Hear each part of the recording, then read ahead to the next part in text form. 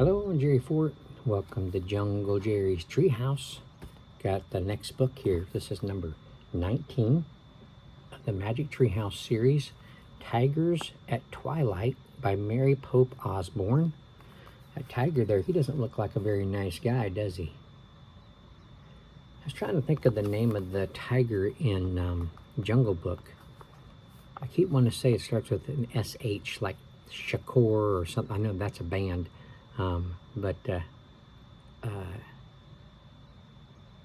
Shakira, no, I almost said Shakira.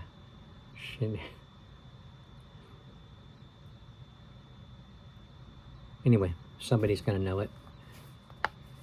Or maybe you can let me know what his name was instead of me looking it up. All right, Jack and Annie are going to end up in the jungle. I don't know, it looks like it might be India. I don't know. Let's find out here.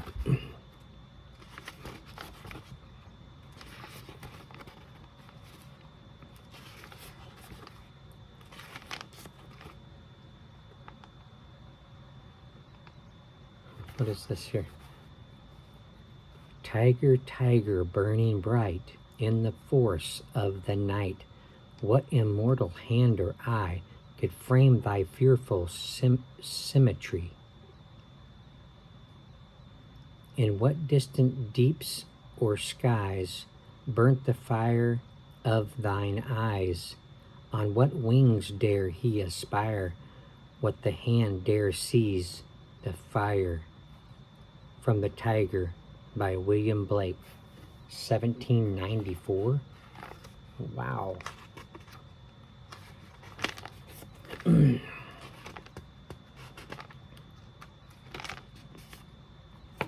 Chapter 1. How far away? Jack and Annie walked past the Frog Creek woods on their way home from the library. I miss Teddy, said Annie. Me too, said Jack. He's a really smart dog, said Annie. Yeah, said Jack, and brave. And wise, said Annie. And funny, said Jack. And here, said Annie. What? Said Jack. Here, Annie pointed at the Frog Creek woods. A small dog with a tan-colored fur was peeking out from the bushes. Arf, arf! He barked. Oh, wow, Teddy, said Jack. The little dog ran off into the woods. Let's go, said Annie. She and Jack raced after Teddy. The Frog Creek woods glowed with late afternoon sunlight. The dog ran between the trees and finally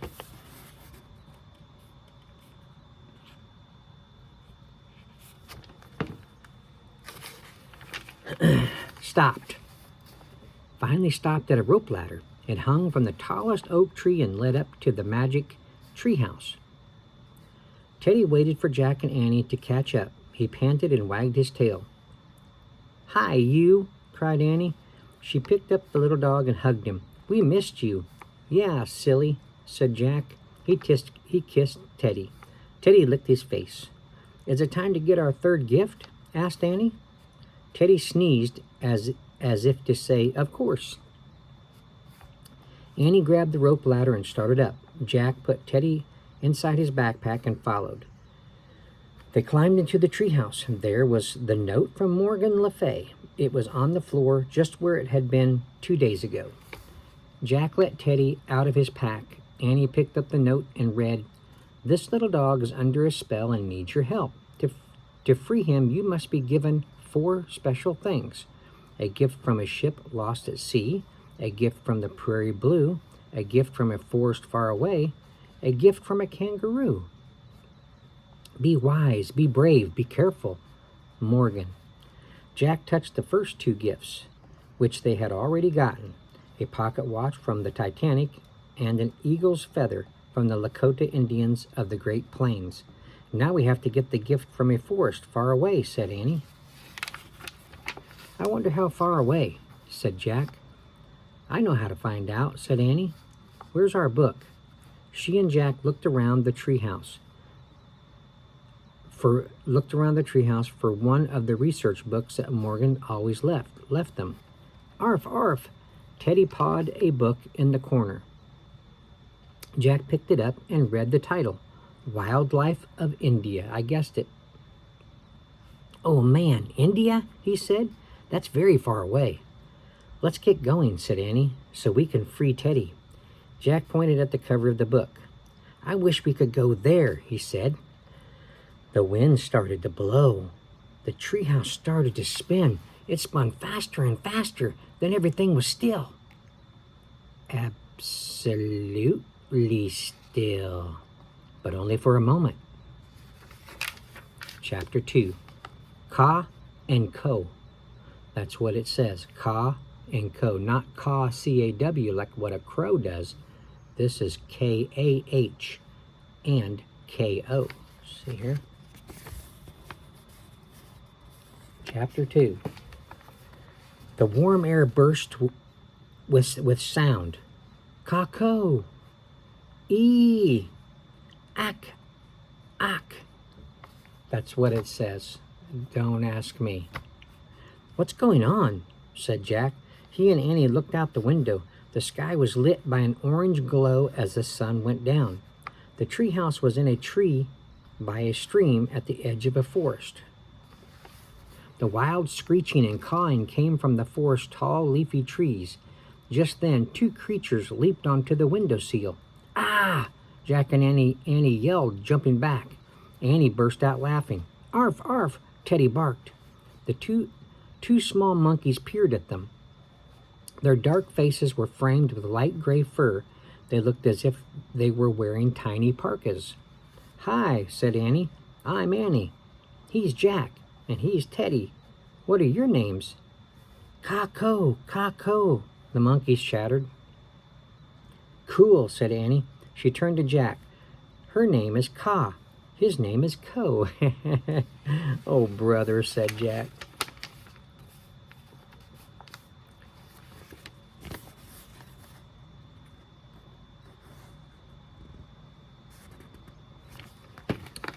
I bet he is her brother, said Annie. Ka and Ko whooped as if laughing at Annie's joke. Their yellow eyes twinkled. We came to get a gift from the forest, said Annie. Do you know where we can find it? The monkeys nodded and chattered. Then they started down the tree. Using their long tails and arms, they swung from branch to branch. They jumped to the ground and looked up. Coming! Bring Teddy! Bring Teddy, Jack, Annie said. Then she started down the ladder. Jack quickly flipped through the wildlife of India. He found a picture of the gray monkeys. He read, this monkey is called a langur.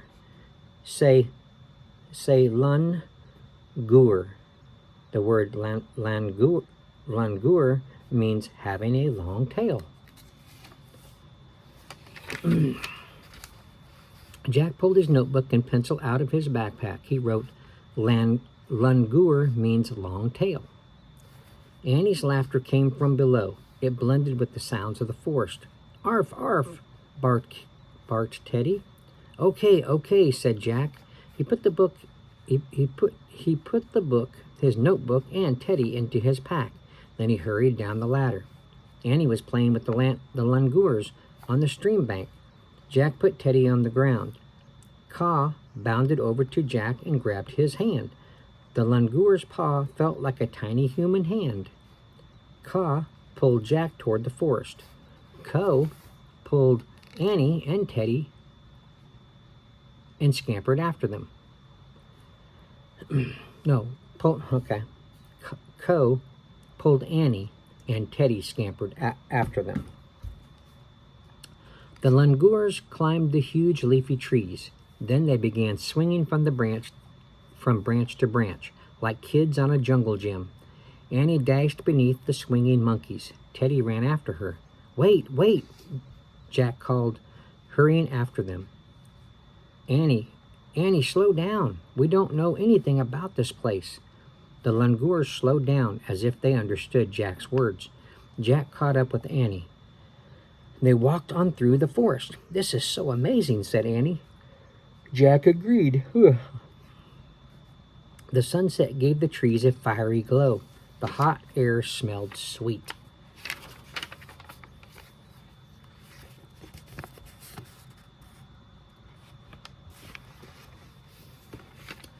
Blue peacocks spread their tails. Yellow birds flew from tree to tree. Small deer ate red flowers in a clearing. It's like paradise, said Annie. Oh, let's see that picture again. Peacock over here.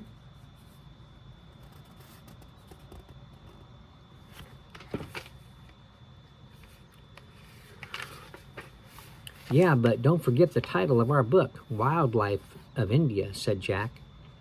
Wildlife means scary animals, too. Jack noticed long, deep gashes in a tree as they walked by. He stopped. What happened there? He said. Annie shrugged and kept walking. Jack pulled the book out of his pack. There was a picture of a tree with gashes. He read aloud. Tigers sharpen their claws on tree trunks. They leave big gashes in the bark. What? What? Said Annie. She stopped and looked back at the tree. See what I mean? Said Jack. Tigers live here, and one of them just came this way. Chapter 5. Life or Death. Tigers, said Annie. Cool. Jack read more. A wild tiger eats almost 5,000 pounds of fresh raw meat a year. Oh, not so cool, said Annie. Jack went on. Tigers usually leave elephants alone, and like many smaller cats, tigers often avoid wild dogs. Teddy growled. Wild dogs, not a shrimp like you, Jack said to Teddy. A tiger would eat you in a minute, Teddy growled again. Just then, Caw and Co began hooting. Coo, coo, coo. The peacocks cried, cock, cock, cock. The small deer made short barking sounds and stamped their hooves. What's going on? Said Annie. We better put Teddy in my pack, said Jack, to keep him safe. Jack slipped the dog into his pack. Teddy's head poked out of the top. All set? Jack asked the little dog. Teddy growled again. This time a deep, fierce growl answered back. It seemed to surround them. Jack's hair stood on end. Yikes, said Annie. A tiger? Said Jack. Arf, arf, Teddy barked. Caw and Co screeched at Jack and Annie from their tree. They want us to join them, said Annie. Come on. She grabbed a branch and climbed up. Jack's hands were shaking as he put his backpack on. Excuse me. He grabbed a branch and pushed off the ground. He pulled himself into the tree. Another growl shook the forest. Oh, man, said Jack. Coo, coo, coo. The langurs climbed higher up the tree. Jack and Annie followed them, climbing from branch to branch. The sky above was no longer glowing. The bright orange had faded to a twilight gray. Jack looked down. He couldn't see the ground at all. He listened for another scary roar. Only the cries of frightened forest creatures filled the air. Maybe the tiger's gone, said Annie. Jack glanced at Caw and Co. The langurs cuddled together. Their dark faces looked worried. And maybe not.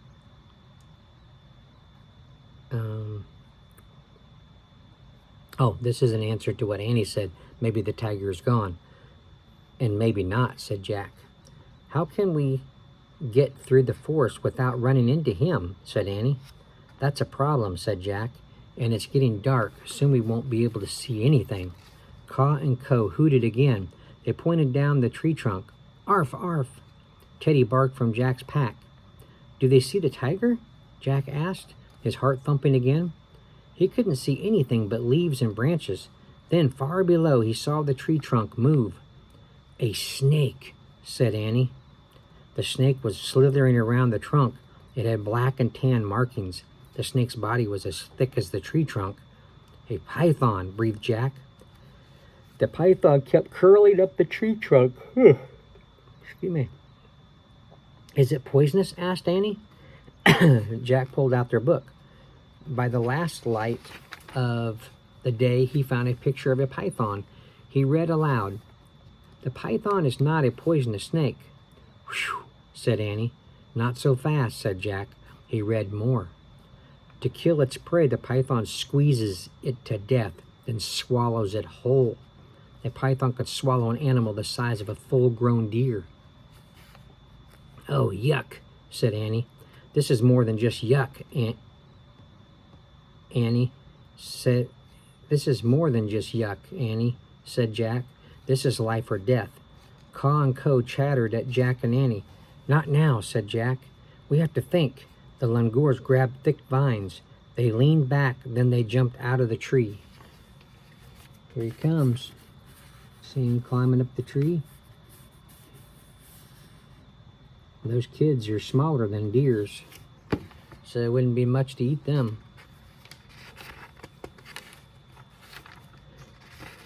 Whew.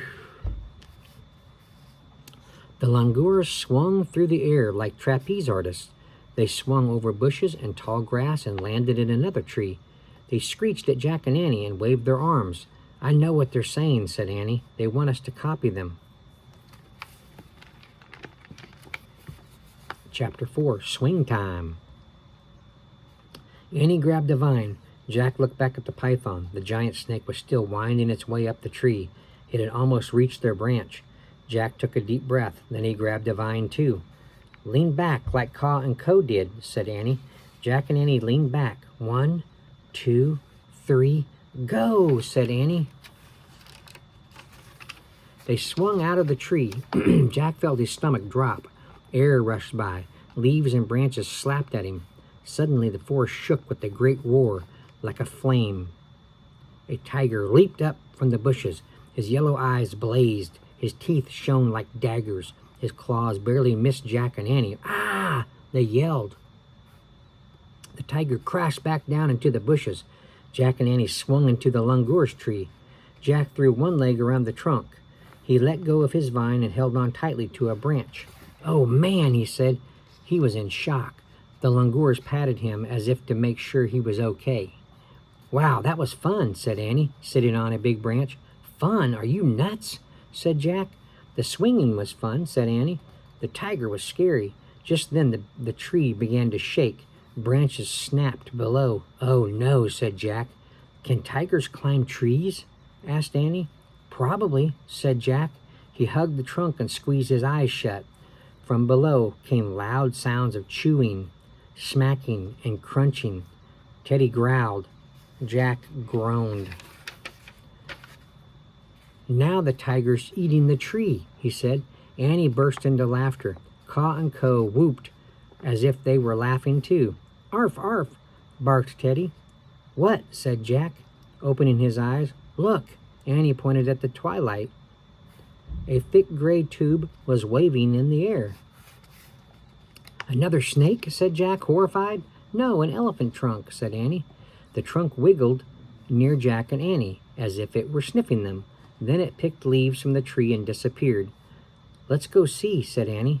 With Teddy still in his backpack, Jack followed Annie down to a lower branch. They peered out at the twilight forest. In the gray gloom, they saw a herd of elephants. One stood beneath their tree, eating leaves. Others munched grass. Hey, I've got a really cool idea, said Annie. See the elephant trunk?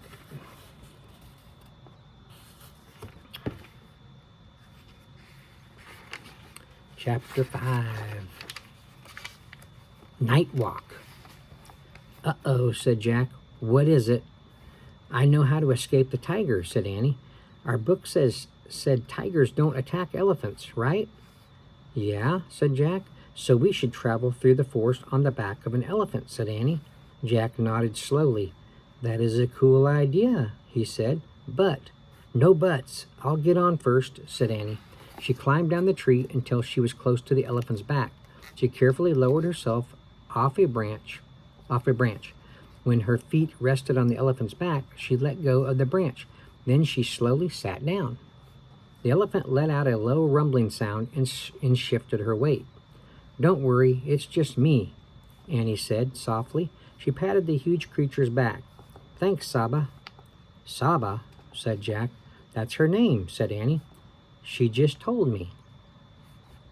Yeah, right, said Jack. Arf, arf, barked Teddy. Come on, Jack, said Annie. It's not scary. Jack sighed and slowly climbed down the tree. When he was above Saba, he lowered himself off the branch. He put both feet on the elephant, then he carefully sat down in front of Annie. Saba rumbled again. "Tell her not to worry," said Annie. "Pat her head." "Don't worry, Saba," Jack said.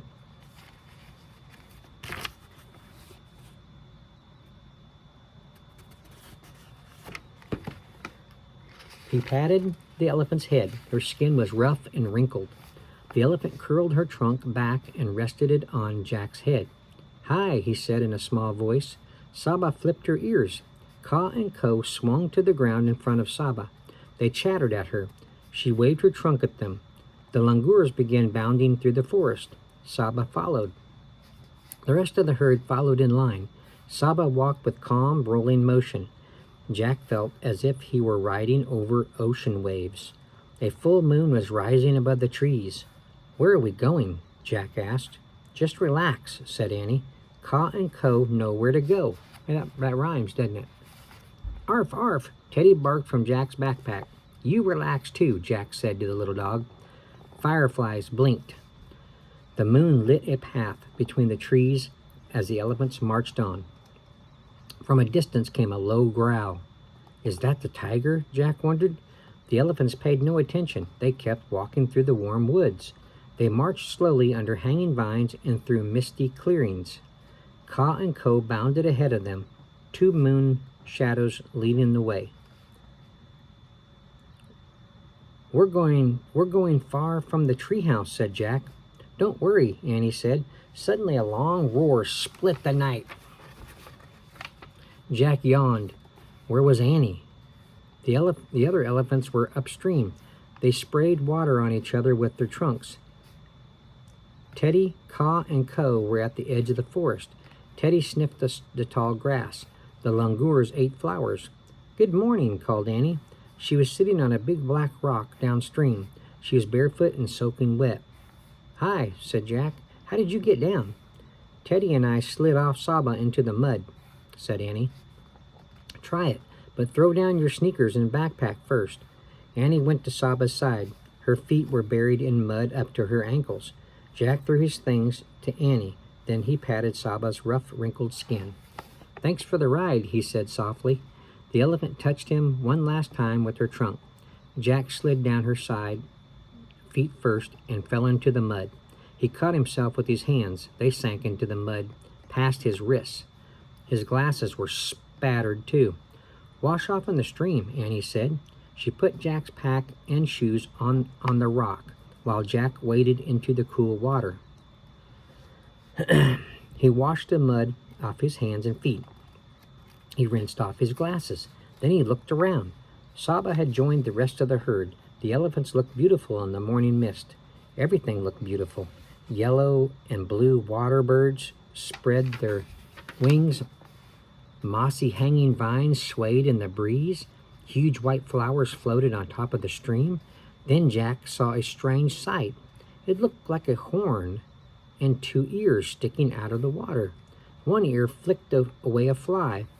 "There's a weird creature out here," he called to Annie. "It looks like it has a horn." Annie waded into the stream. "I better check the book," said Jack. He hurried to his pack. Wiping his wet hands on his t-shirt, he pulled out the India book. There was a picture of a horn sticking out of the water. He read, "The one-horned rhinoceros, or rhino, washes in a forest stream. Rhinos are not usually dangerous, but because they do not see well, they sometimes charge at things by mistake. A loud noise will usually stop them." Jack felt sorry for the rhinos. Too bad animals can't wear glasses, he thought. He read more. "The Indian rhino is a very endangered animal. This means that there are not many left. People called poachers kill them and sell their body parts as medicine and good luck charms." Jack started to take out his notebook. Then a slurpy, sloshing sound came from the water. "Whoa," said Annie. Jack looked up. The rhino rose from the stream. He looked like an ancient swamp creature.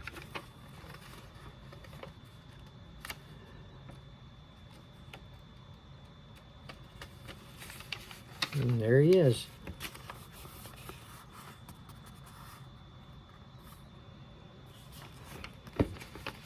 "Oh, man," said Jack.